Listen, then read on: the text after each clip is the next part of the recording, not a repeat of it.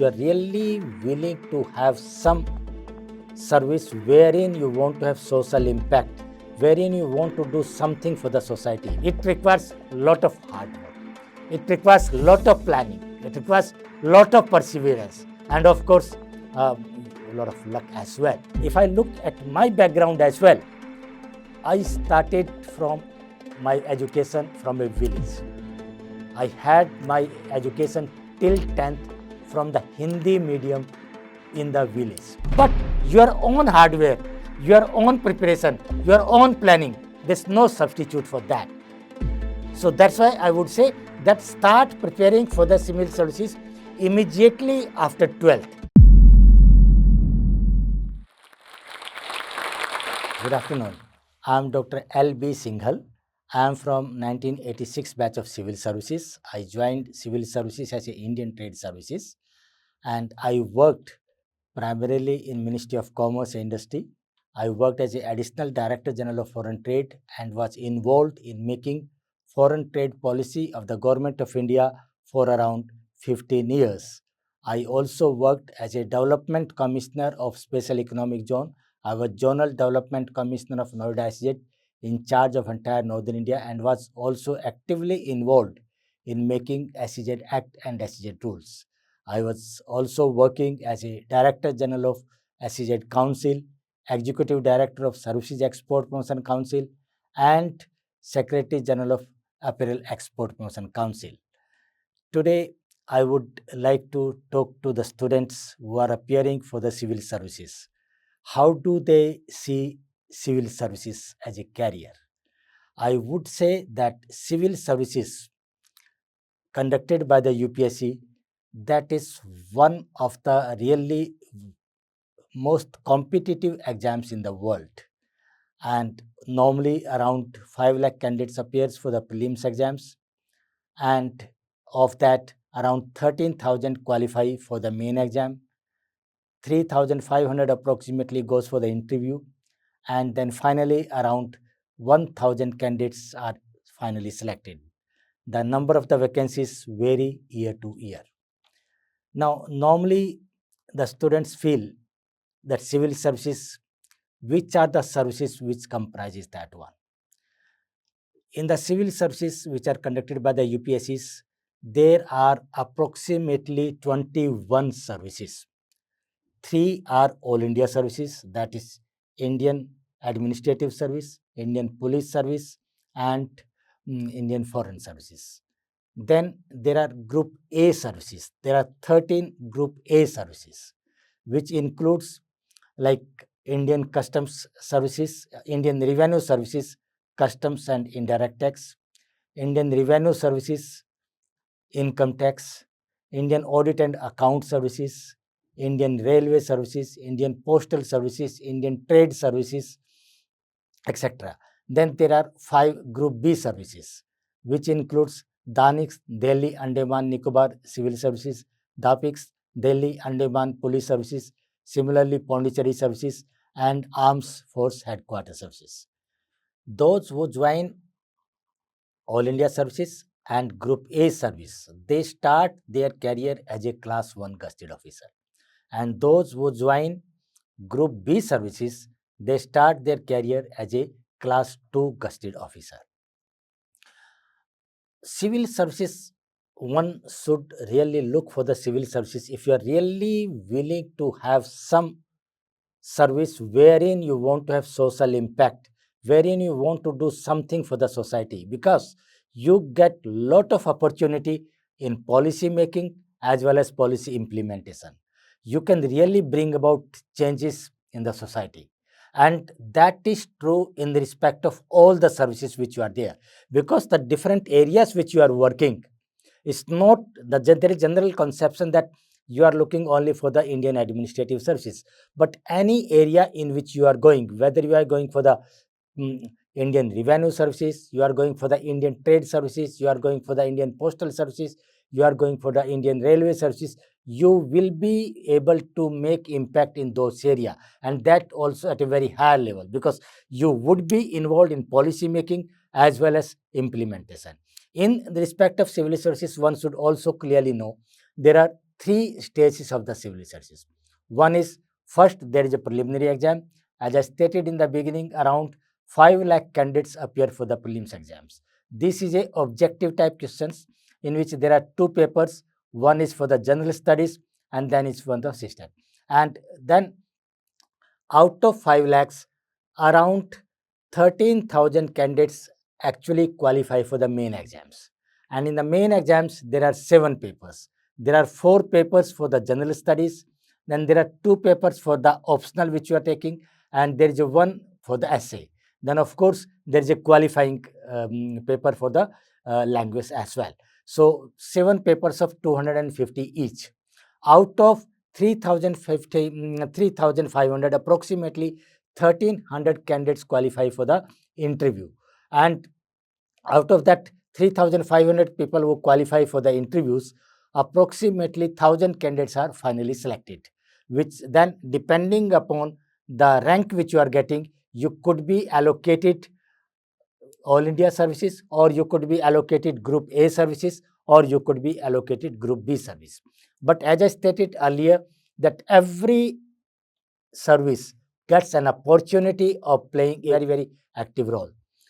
I would like to talk about Indian trade services. Like if you see that the international trade last year, the export from India, that was approximately $760 billion. $760 billion means, in rupee terms, it is more than 62 lakh crore. That is the export value only. And the import is approximately $733 billion. So basically, export and import, that is international trade from India, you are talking about approximately $1,500 billion. And as an Indian trade services, when you are working over there, you get an opportunity of making foreign trade policy for India. And when this kind of export is there, that creates a lot of employment in the country, and it creates a lot of value addition in the country. So that is how you are working. So like as an Indian Trade Service officer, I was involved in making foreign trade policy for around 15 years. And during this period, I also got an opportunity of going and visiting various countries for international negotiation. For instance, there is a trade policy review mechanism which takes place in Geneva, in which all the member countries participate. The first trade policy review mechanism of India in Geneva was there in 1998. I got an opportunity of going and participating on behalf of the government of India in this trade policy review mechanism, wherein you explain your policies to the entire world. You take their feedback and modulate your policies accordingly. The second trade policy review was there in 2002. Again, I got an opportunity of visiting there. Similarly, while working in Ministry of Commerce, I also got an opportunity of getting involved in making SEZ Act and SEZ rules. And SEZ Act, like we India is the first country which started with the export processing zone scheme in 1965. The first EPZ was set up in the country in the Kandla. That was set up by the central government. And then again between 1965 to the year 2000, 6 more EPZs were set up by the central government. We operated 7 EPZs in the country for around 35 years. But in spite of that, our exports from the EPZs, export processing zone, in the year 2000, that was only 8,000 crore rupees. That was the point of time when the government decided we should have a relook on that. I was sent to Dubai for studying Jebel Ali Free Trade Zone. Then we had a relook on that, and then we decided to have a special economic zone policy. We incorporated SEZ policy in the export-import policy in the year 2000, and then we operated this scheme as a part of the export-import policy for 5 years. Then we thought that for providing long-term stability and continuity, we must have a legislative backing. Accordingly, SEZ Act was enacted in the year 2005. It was made operational in February 2006. And if you see the operation of the SEZ scheme, I feel privileged that I got an opportunity of getting involved with the scheme on behalf of the government of India and as an Indian Trade Service officer. Like if you see the exports from SEZ, as I stated in the year 2000, that was just around 8,000 crore rupees. And last year, the exports from SEZ, that was around $160 billion. That means from $2 billion exports in 2000, in around 22 years' time, we have gone up to $160 billion. In terms of rupee, from 8,000 crore rupees, it has crossed 12 lakh crore rupees exports. Second objective of the SEZ, if you see the employment create, which I really give lot of emphasis, because ultimately what you want to do for the society, you want creation of employment in the society. You want that people should have the earning. And if you see from that perspective, in the year 2005, when the SEZ Act was enacted, at that time, direct employment in the SEZs was just around 1,35,000 people. And today, approximately 30 lakh people are directly working in the SEZ. And indirect employment is approximately 3 times of this number. And if you see the investment, similarly, the investment in the SEZ in the year 2005, that was approximately just around 4,000 crore rupees. And today, the investment in the SEZs is approximately 7 lakh crore rupees. So if you see the kind of export which has taken place, the kind of investment which has taken place, the kind of employment which has been generated in the SEZ scheme. So why I'm giving these figures, why I'm explaining this scheme, I'm telling you this scheme and these figures to emphasize that the civil services provides you an opportunity of creating that kind of social impact. Civil services provide you that opportunity of getting involved in the policy, of creating impact and getting actually implemented. So as a when I was there in the Ministry of Commerce, I got an opportunity of making foreign trade policy. I got an opportunity of making SEZ Act and rules, but simultaneously in the field, while working as a Zonal Additional Director General of Foreign Trade, Kolkata, in charge of the entire East India, and as a Zonal Development Commissioner of Noida SEZ, I got an opportunity of actually implementing those schemes on the field. So now I would like to actually say to the young people who are listening and who are preparing for the civil services, that if you are really looking for a career wherein you are really want to create some kind of social impact, please do prepare for the civil services. But I would also like to tell you that there are no shortcut in the civil services. It requires lot of hard work. It requires lot of planning. It requires lot of perseverance, and of course, a lot of luck as well. Once you have these things, you make to the civil services, then there's no looking back. You get the social status, the kind of power which people say. I won't say the power, but I would like say the social services, the social status, and the ability to do something for the society, which people say. And of course, you and you get all the opportunities. Now, I also have been hearing when I'm talking to the young students that क्या हिंदी के background के बच्चों के लिए, उनके लिए civil services तैयारी करने में क्या उनको डिसएडवांटेज है? क्या उनके साथ में या वो भी एक्चुअली कम्पीट कर पाते हैं सिविल सर्विसेज में? आई वुड लाइक टू से यस। अगर हम हिंदी बैकग्राउंड से हैं, इवन देन सोशल आप यूपीएससी में एक्चुअली आप अपीयर हो सकते हैं, क्योंकि सभी स्टेजेस पे प्रीलिम्स के पेपर हैं या मेंस के पेपर हैं, आपके पास ऑप्शन है कि आप हिंदी में अपीयर हों। सिमिलरली अगर आप मेन सब्जेक्ट में भी आप देखते हैं तो हिंदी एज ए लैंग्वेज एक आपके लिए एक ऑप्शन मिल जाता है। इनफैक्ट मेरे एक फ्रेंड रहे हैं जो कि हिंदी मीडियम से अपीयर हुए और हिंदी से ही उन्होंने किया और हिंदी सब्जेक्ट से appear, and he was able to make in the civil services and was a very successful civil servant officer. And in fact, if I look at my background as well, I started from my education from a village. I had my education till 10th from the Hindi medium in the village. And then subsequently, I started preparing for the civil services, and here I am. So I would like to say that the civil services provides an opportunity equally to everyone. Yes, Earlier, I was hearing from the students that when you are preparing with the Hindi medium, उस समय आपको जो material जो मिलता है, resource material जो मिलता है, उसमें कुछ दिक्कतें आती थी। लेकिन आज अब वो इश्यू भी नहीं है, आपके पास रिसर्च मटेरियल भी अवेलेबल है।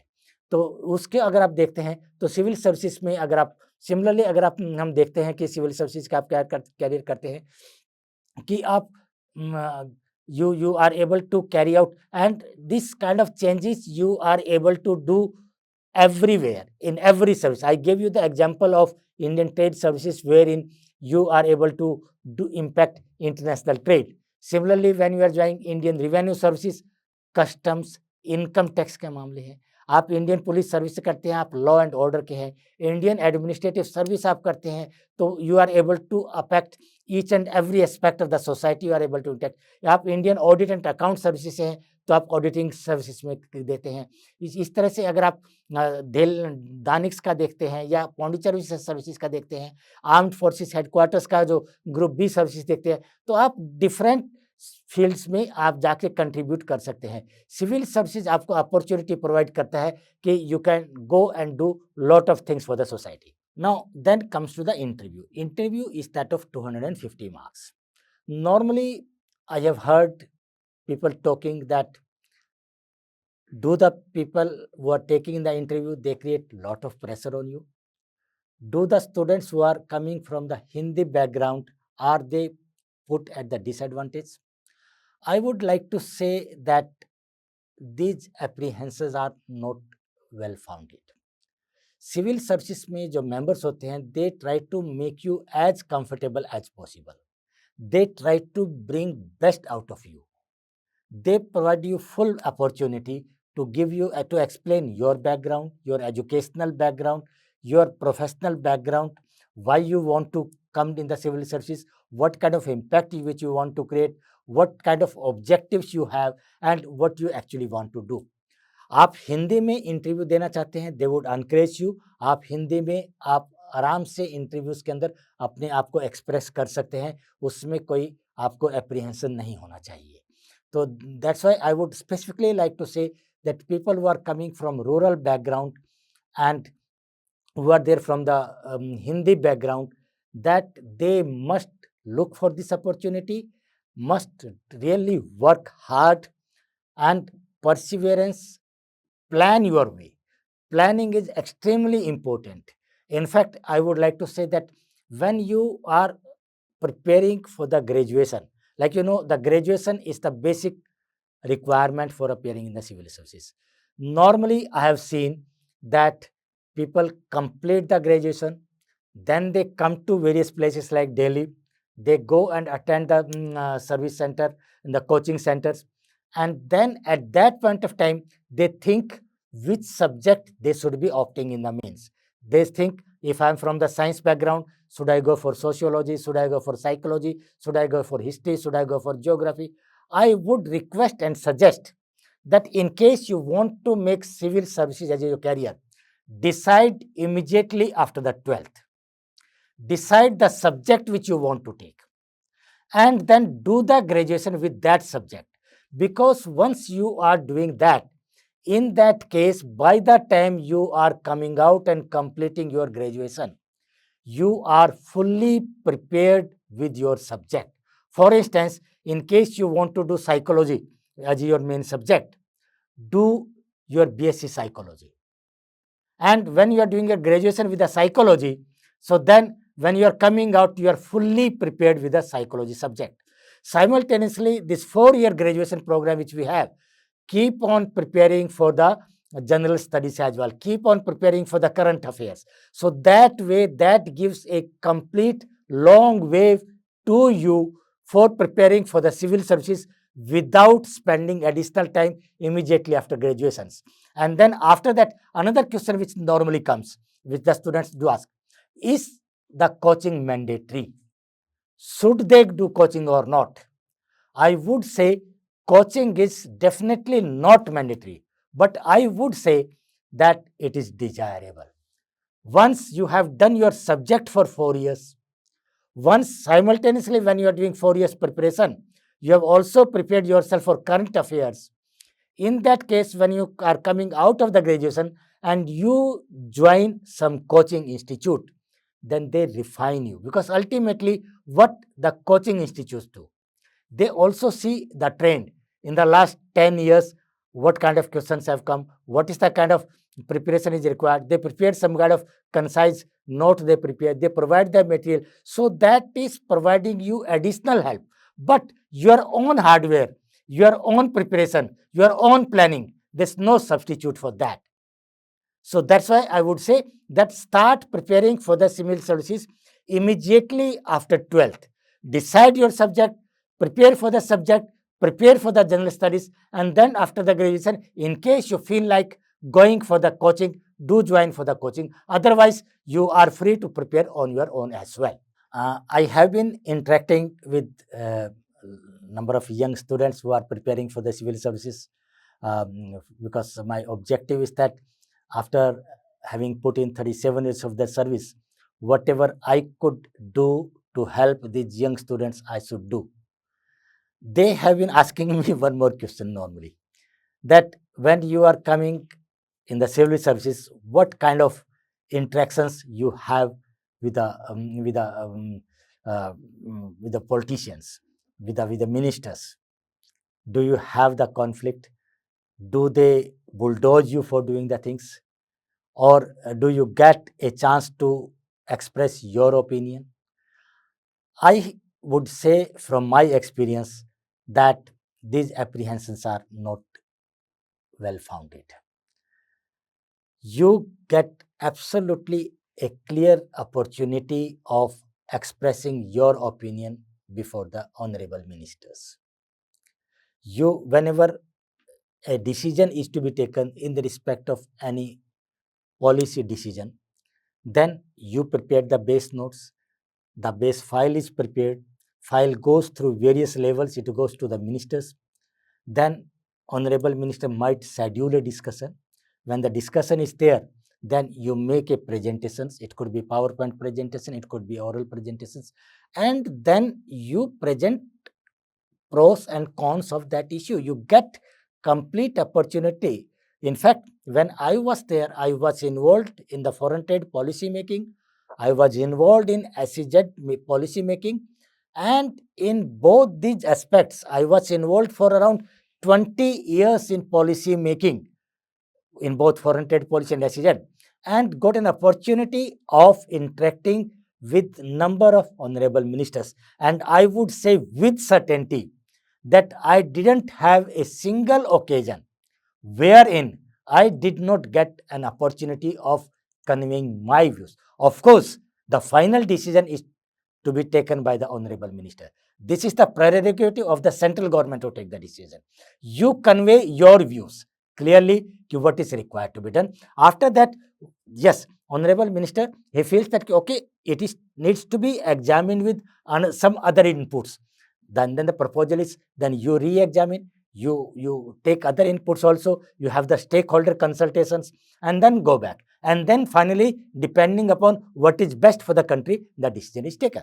एक क्वेश्चन और नॉर्मली मेरे सामने रखा जाता है, एंड स्टूडेंट्स भी कहते हैं, और इनफैक्ट ये जनरल पब्लिक से भी, when I was passing through my civil services career, उस समय एक जनरल पब्लिक से भी, अपने रिलेटिव से भी ये फीलिंग आता है कि when you join as a civil services, then आपको एक इंडिया में कल्चर माना जाता है राजा बाबू की कल्चर की, कि that you are the official, that you are a class apart, that you can't interact with the society.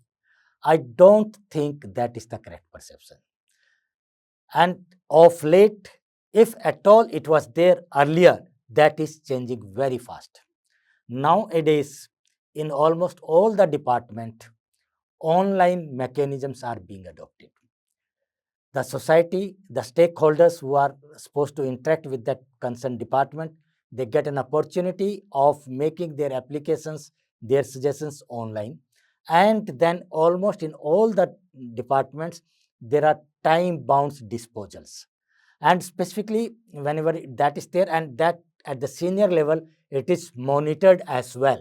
MIS reports are getting generated. So a lot of change has gone into that. And in fact, I would say in most of the department, the senior officers, they prefer to go in the field, have the interaction with the stakeholders, take their feedback and try to resolve their problems. But I won't say it is 100% true. There would still be some instances, specifically when you are going in the interiors, that interaction with the public may not be at that level which is desirable. But I'm sure that is changing very fast. There is a realization, and the officers, they prefer to interact with the civil society. Like for example, when I was working as a development commissioner, I was in charge of the entire northern India, which included 9 states and 2 union territories as well. So like I was going to different places. I was going to Jaipur, I was going to Chandigarh, I was going to Muradabad, and different places. Used to have interaction with all the exporters of that region, listen to their grievances, try to resolve their issues there and then itself. Similar kind of practices is being adopted by other departments as well, like custom officers. Now the income tax officers, they also hold that kind of public interactions and try to resolve those issues. So yes, earlier that kind of interaction, that was not that much. Of late, that proportion of the interactions with the stakeholders, that has increased considerably, and online mechanisms are being adopted. I also find that of late, even the students are finding it little difficult to qualify the preliminary exam itself. I have seen in the last 4 years, even the students who were actually the brilliant students, they appearing for the prelims exams, and after even 3 attempts, 4 attempts, not able to qualify for the prelims exam. And when I'm having the discussion with them, I find that primarily the reason is the CSAT paper. So I would like to advise the students that please prepare very well for the CSAT paper. Specifically, those students who are coming from the humanity background, those who are coming from the rural background, they need to concentrate on this aspect, because preliminary exam is the first step. Unless and until you cross this step itself, you will not be able to move forward. You will not be able to go to the main exams and the interview. So I would suggest that those who are aspiring to appear for the civil services, one, please do it immediately after +2. Number 2, decide your subject right there and then, so that you get an opportunity of preparing the subject for 4 years. Please start preparing for the current affairs that time. And from that stage itself, start concentrating on the CSAT paper, because I've seen that students, only after they come out from the graduation, then they come to know there is something like CSAT. Then logical reasoning and those aspects, they find little difficult. So start preparing that one. There's nothing impossible. This is a tough examination. As I stated that UPSC Civil Services is one of the toughest exams in the world, but it's worth attempting. Once you do it, the kind of opportunity which you get in the life for carrying out changes in the society, for yourself, for your society, that is immense. In fact, like in case I'm asked to make a choice today for a career, I would say that today again I will opt for the civil services. While concluding, I would also like to express my gratitude to Josh Talk. I was told about the Josh Talk, I interacting with the students, and I was very happy to know from the students that they specifically look for the talks on the Josh Talk, and specifically this UPSC channel, they look for the guidance. I wish them all the best who are running and managing Josh Talks. Thank you so much.